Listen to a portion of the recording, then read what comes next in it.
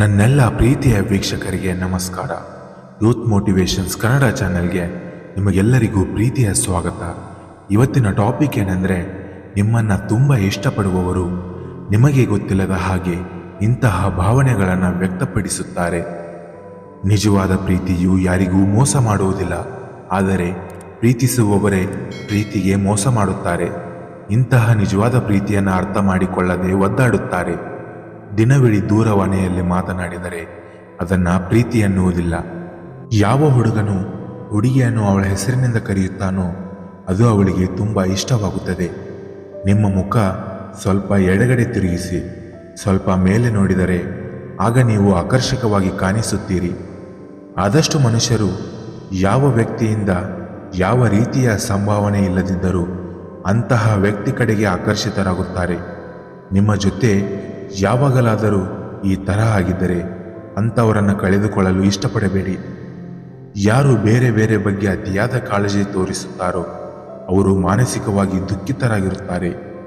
ಭಾವನೆಗಳು ಮತ್ತು ದೈಹಿಕ ನೋವಿಗೆ ಹೆದರುವವರನ್ನು ಅಗ್ಲಿಫೋಬಿಯಾ ಎಂಬ ಮಾನಸಿಕ ಖಿನ್ನತೆಗೆ ಹೋಲಿಸಬಹುದು. ಇಂಥವರು ಅತಿರೇಕದ ಯೋಚನೆ ಮಾಡುವುದನ್ನು ಅಭ್ಯಾಸ ಮಾಡಿಕೊಂಡಿರುತ್ತಾರೆ. ಕಾಯುವುದು ಇದು ಪ್ರೀತಿ ಮತ್ತು ತಾಳ್ಮೆಯ ಸಂಕೇತವಾಗಿದೆ.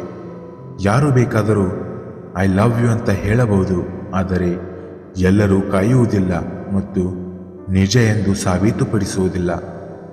ಯಾವ ಜನರು ತಮ್ಮ ಅನುಭವದ ಮೂಲಕ ಖರ್ಚು ಮಾಡುತ್ತಾರೋ ಅವರು ವಸ್ತುಗಳ ಮೇಲೆ ಖರ್ಚು ಮಾಡುವವರಿಗಿಂತ ಸಂತೋಷವಾಗಿರುತ್ತಾರೆ.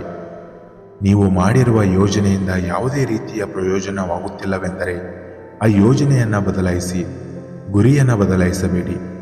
ತುಂಬ ಜನರು ನಿಮ್ಮನ್ನು ಹೆಸರಿಟ್ಟು ಕರೆಯುತ್ತಾರೆ, ಆದರೆ ನಿಮ್ಮನ್ನು ಇಷ್ಟಪಡುವ ವ್ಯಕ್ತಿ ನಿಮ್ಮ ಹೆಸರಿಟ್ಟು ಕರೆದಾಗ ಅದು ನಿಮಗೆ ವಿಶೇಷ ಭಾವನೆಯನ್ನು ನೀಡುತ್ತದೆ. ಒಬ್ಬ ವ್ಯಕ್ತಿಯು ಅತಿಯಾದ ಕೈ ಸನ್ನೆಗಳ ಮೂಲಕ ಸತ್ಯವಾದ ಕಥೆಯನ್ನು ಹೇಳುತ್ತಾನೆ, ಆದರೆ ಸುಳ್ಳನ್ನು ಹೇಳುವಾಗ ಅವನ ಕೈ ಸ್ಥಿರವಾಗಿರುತ್ತದೆ. ಒಬ್ಬ ವ್ಯಕ್ತಿ ಜೊತೆ ಯಾವಾಗಲೂ ಮಾತನಾಡುತ್ತಿದ್ದರೆ ಅವರ ಜೊತೆ ಪ್ರೀತಿಯಲ್ಲಿ ಬೀಳುವ ಸಂಭವ ಹೆಚ್ಚಿರುತ್ತದೆ. ಯಾವ ಮಕ್ಕಳು ತುಂಬ ಶಿಸ್ತಿನ ತಂದೆ ತಾಯಿಗಳೊಂದಿಗೆ ಒತ್ತಡಮಯ ವಾತಾವರಣದಲ್ಲಿ ಬೆಳೆದಿರುತ್ತಾರೋ ದೊಡ್ಡವರ ಹಾಗೆ ಯೋಚಿಸುವ ಅಭ್ಯಾಸವನ್ನು ಬೆಳೆಸಿಕೊಂಡಿರುವ ಸಾಧ್ಯತೆ ಹೆಚ್ಚಿರುತ್ತದೆ. ಯಾವಾಗ ಒಬ್ಬ ಹುಡುಗಿ ಪದೇ ಪದೇ ನನ್ನನ್ನು ಒಂಟಿಯಾಗಿ ಬಿಟ್ಟು ಬಿಡು ಎನ್ನುತ್ತಾಳೋ ಅದರ ಅರ್ಥ ಅವಳನ್ನು ಒಂಟಿಯಾಗಿ ಬಿಟ್ಟು ಹೋಗುವುದಲ್ಲ, ಅವಳಿಗೆ ನಿಮ್ಮ ಪ್ರೀತಿಯ ಅವಶ್ಯಕತೆ ಇದೆ. 1 ಅಥವಾ 2 ನಿಮಿಷದಲ್ಲಿ ಕಾಯಿರಿ ಮತ್ತು ಅವಳೊಂದಿಗೆ ಸಮಯವನ್ನು ಕಳೆಯಿರಿ. ಇನ್ನು ಕೊನೆಯದಾಗಿ ಹೇಳಬೇಕಂದ್ರೆ, ನಿಮ್ಮ ತಂದೆ ತಾಯಿಗಳು ಅಷ್ಟೇನು ಶ್ರೀಮಂತರಲ್ಲದಿದ್ದರು ಮತ್ತು ನಿಮ್ಮ ಎಲ್ಲ ಬೇಡಿಕೆಗಳನ್ನು ಈಡೇರಿಸುತ್ತಿದ್ದರೆ ಹಾಗೂ ನಿಮಗೆ ಸುಂದರವಾದ ಜೀವನವನ್ನು ನೀಡಿದ್ದರೆ ಅವರು ಮಾಡಿರುವ ತ್ಯಾಗವನ್ನು ಸ್ಮರಿಸಿ ಹಾಗೂ ಅವರನ್ನು ಹೆಚ್ಚು ಪ್ರೀತಿ ಮಾಡಿ. ಇನ್ನಷ್ಟು ಹೆಚ್ಚಿನ ಲವ್ ಫ್ಯಾಕ್ಟ್ಸ್ ವಿಡಿಯೋಗಳಿಗಾಗಿ ನಮ್ಮ ಯೂತ್ ಮೋಟಿವೇಶನ್ಸ್ ಕನ್ನಡ ಚಾನೆಲನ್ನು ಲೈಕ್ ಮಾಡಿ, ಸಬ್ಸ್ಕ್ರೈಬ್ ಮಾಡಿ ಹಾಗೂ ಬೆಲ್ ಐಕಾನ್ ಮೇಲೆ ಕ್ಲಿಕ್ ಮಾಡಿ. ಧನ್ಯವಾದಗಳು.